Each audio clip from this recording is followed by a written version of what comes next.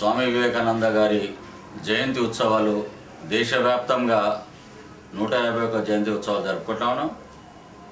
స్వామి వివేకానంద వారి యొక్క ఆశయాలను నెరవేర్చినట్టే దేశం సౌభాగ్యంలో ఉంటుందని చెప్పేసి మనం అందరూ తెలుసుకోవాల్సిన విషయం. మరి నాతో పాటు ముఖ్యంగా స్వామి వివేకానంద చిన్నతనంలో చాలా అల్లరి పిల్లవాడుగా పుస్తకాల్లో చదవడం జరిగింది.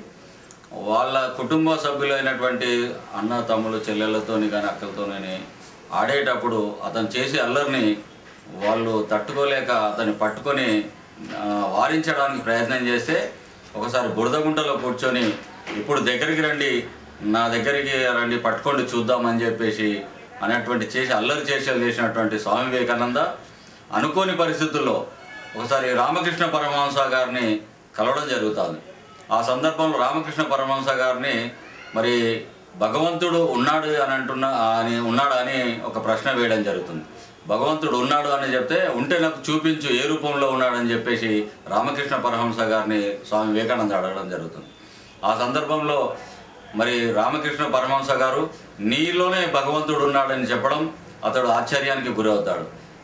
తర్వాత కొన్ని రోజుల తర్వాత రామకృష్ణ పరమహంస గారు అస్వస్థకు గురైనప్పుడు వారికి పాదాలను స్పర్శించే సమయంలో వారిలో శరీరంలో అనుకోని అనుభూతి కలగడంలో రామకృష్ణ పరమహంస గారిని స్వామి వివేకానంద ఒక ప్రశ్న అడుగుతారు.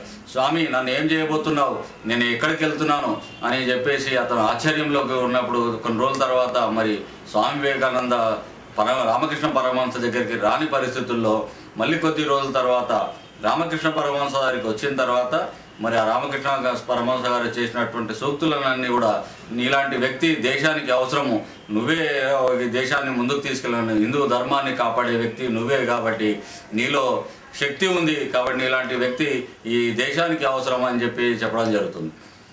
ఆ తర్వాత చికాగోకి మన మహాసభలు జరిగేటప్పుడు చికాగో వెళ్ళేటప్పుడు మైసూరు మహారాజు మరి స్వామి వివేకానందను ఎంచుకొని అతనికి కావాల్సిన ఖర్చులు కూడా సమకూర్చి స్వామి వివేకానంద గారిని చికాగోకి పంపించడం అవుతుంది.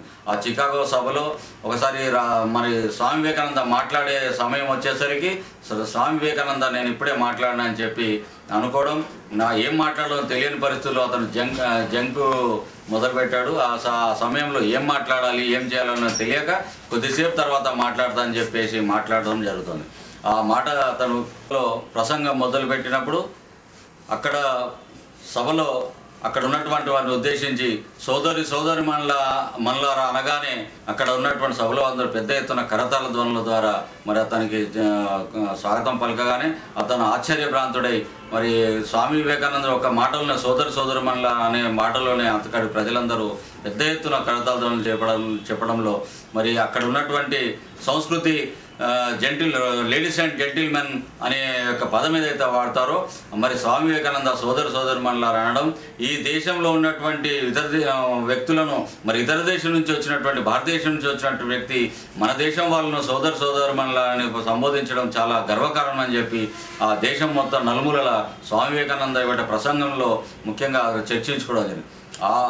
అక్కడ ప్రసంగాలన్నీ కూడా పత్రికల ద్వారా మరి ప్రజలు విని మన భారతదేశంలో కూడా అనేక మంది ప్రజలు కూడా స్వామి వివేకానంద గారి యొక్క భాషను అంతా కూడా విని అందరూ కూడా ఆశ్చర్యపోయి ఇలాంటి మహోన్నత వ్యక్తి భారతదేశంలో ఉన్నటువంటి వ్యక్తి చికాగోలో మరి మాట్లాడడం మరి భారతదేశానికి ఎంతో గర్వకారంగా భావిస్తూ ఉన్నాం.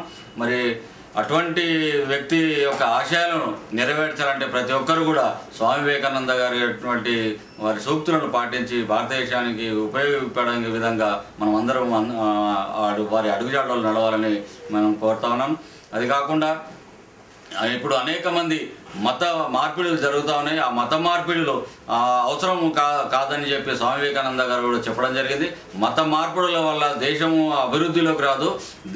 ఎప్పుడైతే అందరం ఒకటే మనుషులంతా ఒకటే అనుకున్నప్పుడే దేశం అభివృద్ధిలోకి వస్తుందని చెప్పి స్వామి వివేకానంద గారు చెప్పడం జరుగుతుంది.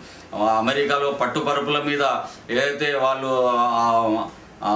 అవలంబిస్తున్నటువంటి సుఖ సంతోషాలను ఎటువంటివో అవన్నీ కూడా ఆయన చెప్పారు. మీరు ఇంత ఖరీదైనటువంటి వస్తువులను ఉపయోగించి మరి మీ సౌభాగ్యం గురించి ఉపయోగిస్తున్నారు.